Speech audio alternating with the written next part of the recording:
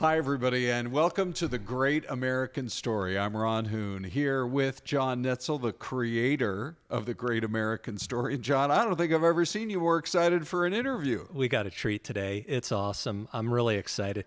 We're The Great American Story, right? Yep. We're talking to a great American today. We are. Somebody, a legendary American football coach, the great Lou Holtz. And I couldn't be more excited about this. And he joins us here from his place in Florida.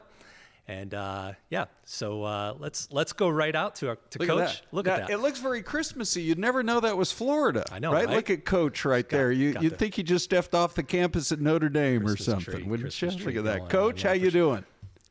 Oh, I've been better than I deserve, I guess. But I'm going to be 89 in a week, and I have lost the use of my legs. But fortunately, my mind is still functioning. But that's one of the great advantages of basically being an adult person most of your life. Because when you start to lose it, people don't realize it. Say, well, you can't remember that guy from last week. He said, we couldn't do that 2 years ago. So, yeah, that's for sure. Hey, let's start I kind of like to go chronologically here because you're a West Virginian. And we do know that, you were born in Follansbee. I think I got that name right. But look at what that state has produced in the world of college coaching. We've got you. We've got Nick Saban. We've got Jimbo Fisher. Is football a bigger deal in West Virginia than most other places? I think it might have been because the little towns take great pride in their football program. And, we had the Follansbee Blue Wave, and we had two players that I knew growing up, Whitey Mechanic and Ralph Anastasio, who both started at tailback for the University of West Virginia. So there's always a great pride. And Nick Saban went to Kent State also, where I did it. Our motto at Kent State was, we can't read, we can't write, but we are Kent State. So it's amazing how many good coaches have come out of West Virginia. Oh, gosh, yeah. And Kent State, another great name there. Don James, for sure. The legend, of course, for sure. Came out of Kent State as well. I know that you moved to Ohio at a pretty young age, but during those early years for you, whether West Virginia or Ohio, before we move out of your childhood, Coach, let's talk about your parents. Was there one piece of advice that they gave you that always stuck with you? Well, my father went to the third grade. That's the longest education he had. And my mother was valedictorian of her high school class. So I have real good roots. But the reason we moved from West Virginia to Ohio was when my dad went in World War II. He was gone like 4 or 5 years. We moved to Ohio to live with my mother's parents. And when my father got out of service, they decided not to change schools in town. And we remained in East Summer, Ohio. But it's both on the Ohio River, about 35,000. Coach, one of the greatest quotes that I've read from you is, I can't believe that God put us on this earth to be ordinary. And that's so profound. And for me, I'm wondering, when did the light go off for you? As you're a young man, as you're going to Kent State, you're playing linebacker, if I'm not mistaken. You're an ROTC. You're being molded as a young man. When did that light go off that you were destined for greatness? I have no other way to put it, quite honestly. Well, it never really went off. You have to understand that growing up, I only had 4 things I wanted in life. I wanted a girlfriend, I wanted a car, I wanted a job in the mill, and I wanted $5 in my pocket. I never had any. So I was going to go to school. But what really changed my life was coaches. There were a couple of coaches in my life. My high school coach, when he left from East Circle, Ohio to go to Camp McKinley, became head coach, he came up to see my parents, said, Lou should go to college and be a coach. Well, I had no intention of going, but I'd worked, I'd saved my money to buy a 49 Chevrolet. My parents said, no, you're going to use that money to go to Kent State. I was a terrible student, but in Ohio, they had a rule that if your father paid state taxes, that a state institution had to give you 1 semester to prove you could do the work. And thank goodness I had an English teacher named Miss Dunlop, And she was so tough on me. I got a C in the class, which was the third highest grade. And that helped me get through my first year of college. Then I got out of college. I had to go to the military. When I got out of the military, I was going to go work. But what happened, my college coach, Trevor Reese, was in the Navy with Forrest Temashevsky. He called him and said, I'd like Lou to say what a big-time program is like. So he got me a graduate assistantship. I was going to take the graduate assistantship, and I went to Iowa. We finished second in the country. Jerry Burns and the entire Iowa staff took care of me, got me a job as backfield coach at College William Mary, and I still didn't have any ambition. So I got married, and then we go to South Carolina to a guy by the name of Marvin Bath. I'm there 1 month. So there I am in South Carolina, just struggling. My wife bought me this little book titled The Magic of Thinking Big by David Schwartz. In it, he talked about goals. I never had any goals. I made 5 columns like they asked me to do. Things I want to accomplish as a husband and father. Most important thing I learned as a father is never say a negative word to your wife in front of your children. I honor that, and to this day, my children think my wife's a saint, and that's the way it should be. And things I want to do for excitement. First thing I put down, one jump off an airplane. I was an officer in the Army at Fort Benning. I'd watch them jump out of an airplane. Then I wanted to land on an aircraft carrier, one to separate. The other Tonight Show, Johnny Carson, go whitewater raft down the Snake River. Wanted to go to Upland and see the bulls run with this lower person. But that I had 107 of them. My wife come home. I said, we're going to do a boat. She said, that's great. Why don't we get a job? So we made 108, and I did 101 before I lost the capacity of my legs. I got to believe that faith has played a big role in your life throughout your career. Can you talk a little bit about that? Oh, yeah. Faith has been very, very important to me. Faith doesn't mean faith in God doesn't mean you aren't going to have problems. You're probably going to have more. But what faith enables you to do is to handle the problems. And both my sides of the family were Catholic. I went to a Catholic grade school, St. Aloysius. Every day at noon, recess and dismissal, we walked out to the Notre Dame Victory March on Friday. We played for Notre Dame's victory on Saturday. And so I was an altar boy, sung in the choir for midnight mass. The list goes on and on. But I learned then to have a strong faith in God. And every time I've not used his advice, I've gotten into trouble.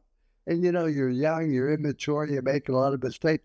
I can't believe I did so many dumb things when I was growing up, and even in my first couple of years in college. But you have to learn, you have to grow. And every time I made a mistake, I tried to learn from it. But God is still very, very important in my life. I can't go to church because I can't walk, but they do come by and give me communion every single week. Oh, that's so great. You mentioned you've mentioned Notre Dame 2 or 3 times. Sure. Now, so let me just phrase the question like this: your resume, Coach, it's impressive. Let's face it. I mean, you coached at Notre Dame, South Carolina, Minnesota, Arkansas. You even coached in the NFL. Where did you enjoy it the most, and why? I really enjoyed every place I've ever been, and I could give you all the assets of each and every school. South Carolina had great fans. It's a great state to live in. You got the water, you got the mountains, you got great people there. But Notre Dame was really special. Now, they did when Notre Dame played Arkansas this year, it was a one-sided game. But in the interview with the media before, they said, why do you love Notre Dame so much and not Arkansas? I said, I love Arkansas, but let's be realistic. Arkansas, I left here, and I think that the athletic director was happy when I did. But at Notre Dame, they built a statue of me. Which school do you think I should cheer for? Right behind us, Coach. It's right behind you. Where's that statue? There's a statue right behind us. There it is. Yeah, just right there. Yeah. And they need a place for the pigeons to land, I guess.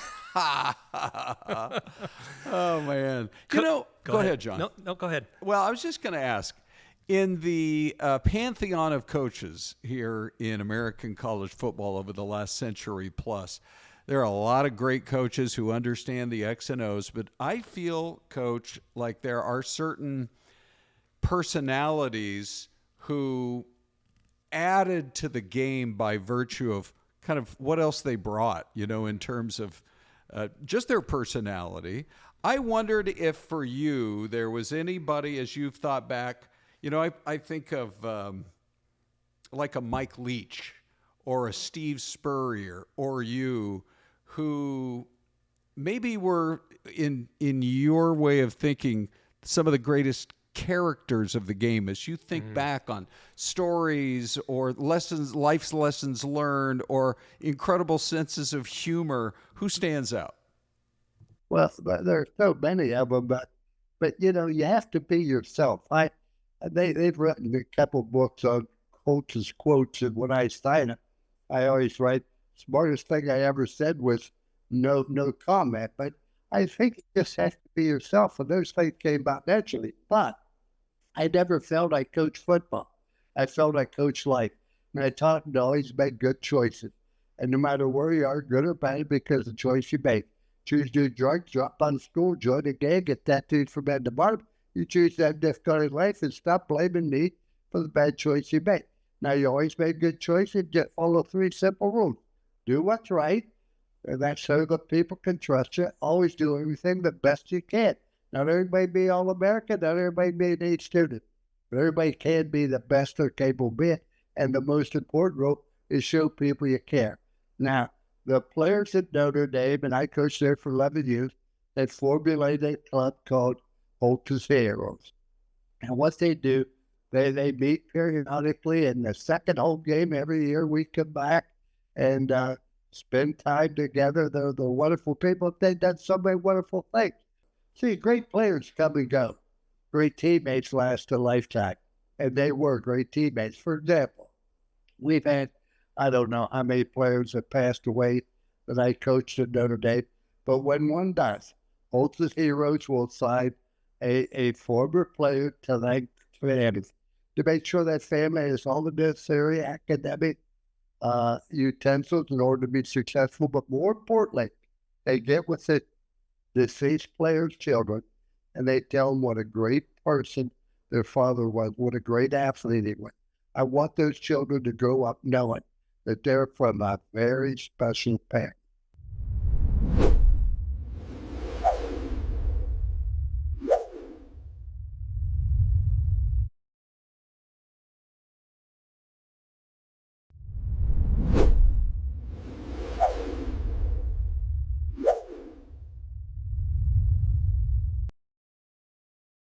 Coach, we have a trivia question we do every week on our show, and our trivia question is college football related.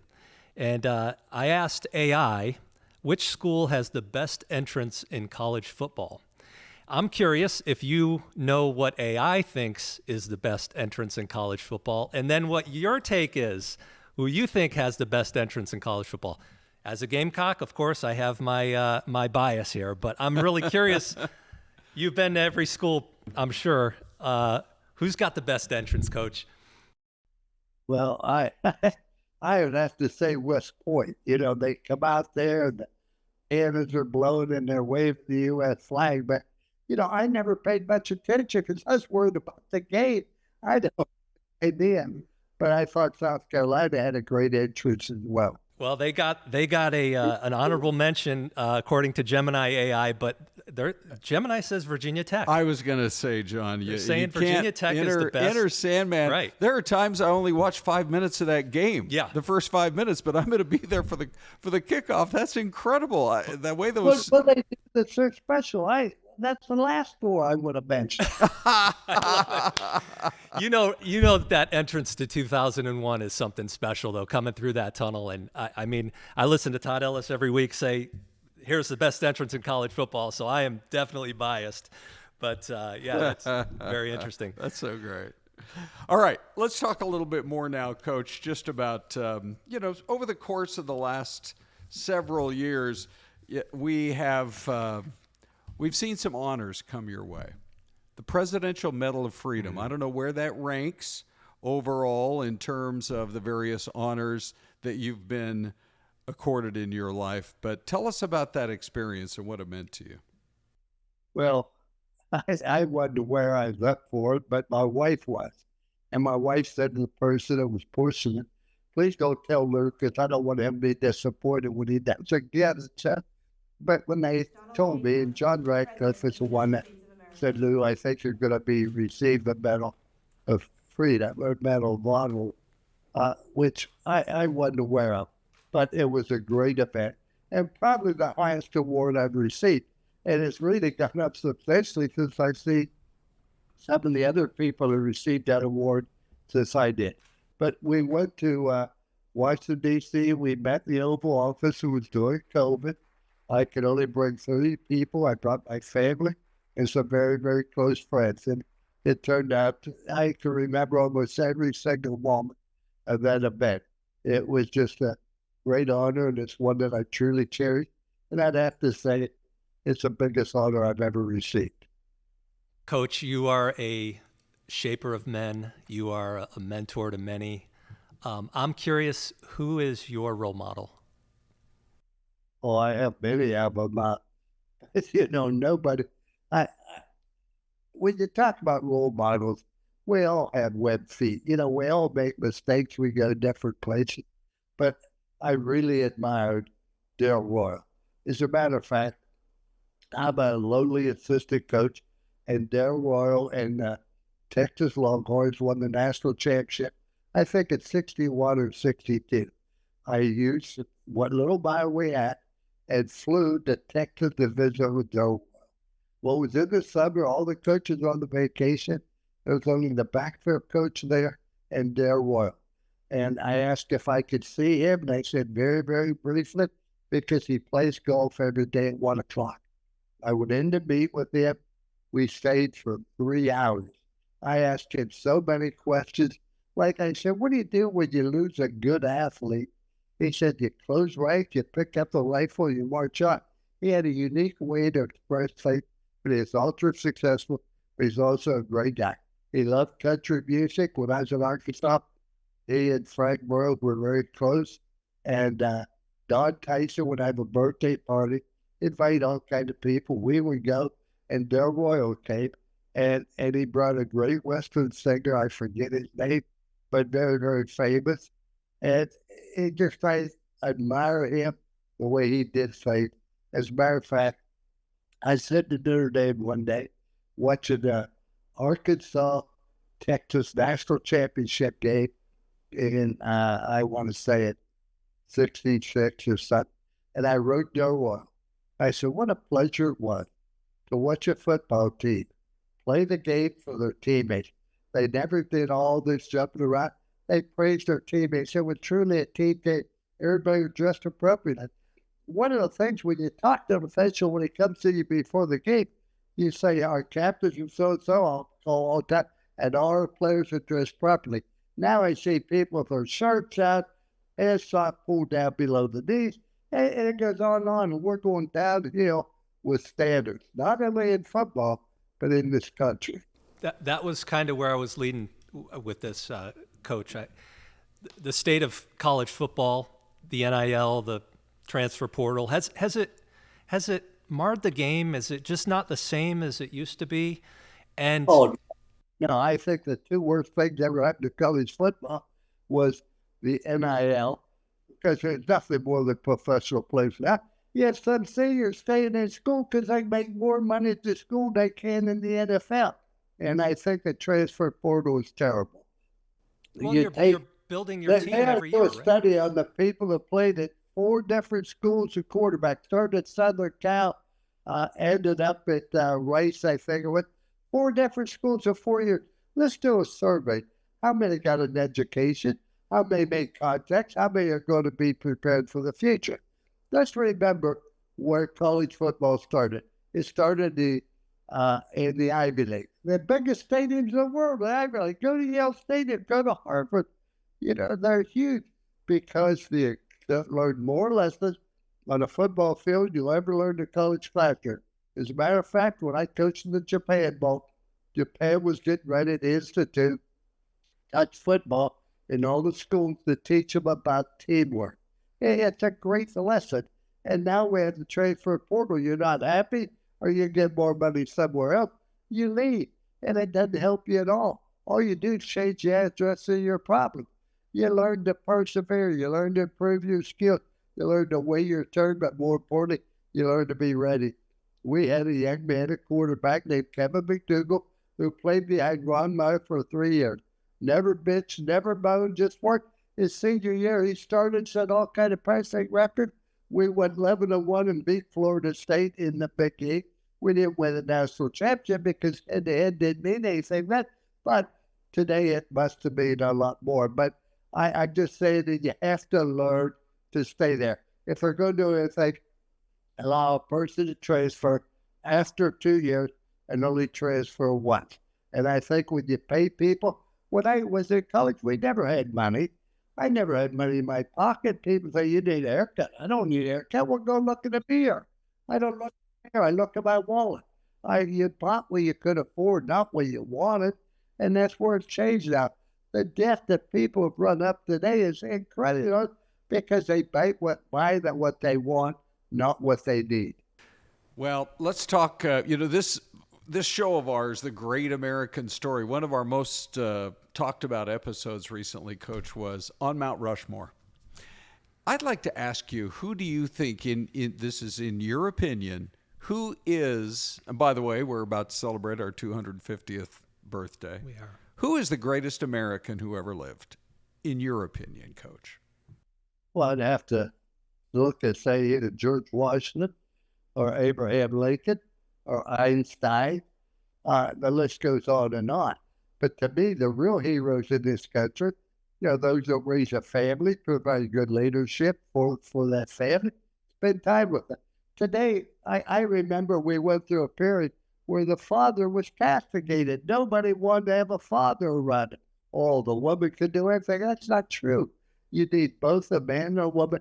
But those are the great Americans.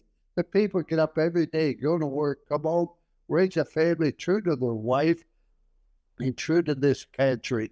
And I worry about the future of this country. The academic classroom today is completely different than what I was taught. I was taught to love this country, all the great things. Yeah, we made mistakes, but yeah, take pride in it. And we allow people to come to this country, go back and get what Roosevelt, not Theodore, but Teddy, said about immigration. He said, you can't have two loyalties. You come to this country, you come to become us. Don't expect us to become you. And you love the United States, you learn English language, and you get your citizenship. That is the way it should be, but we violated it. We allow everybody in the country, they come here, they want to become them. They want to bring their country. That's not the way it is. And I want to tell you, the greatest crisis we have in this country now is about to be faced, and that is about our way of life and our faith and our belief. As the infidels, so to speak, always say, death to Israel, death to the USA. Because we are a God-fearing nation. We're based on Christian principles.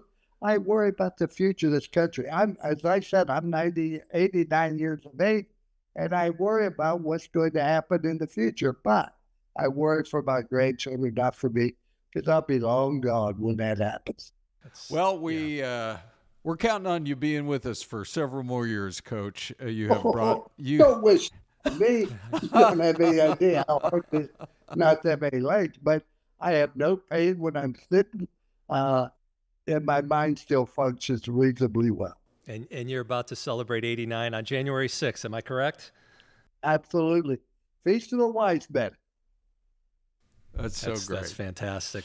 Coach, we can't thank you enough for joining us. It's been an absolute honor and pleasure to have you and just chat about life and about being a great American and making this country great and your contributions to, on and off the field. It's amazing. John and I both love the game of college football. Nothing wrong with the NFL. We like watching those games too. But there is something about college football, and you have played such a major role in the development of college football over the last several decades. you left your mark, and coming from two huge college football fans, we both want to say thanks, Coach.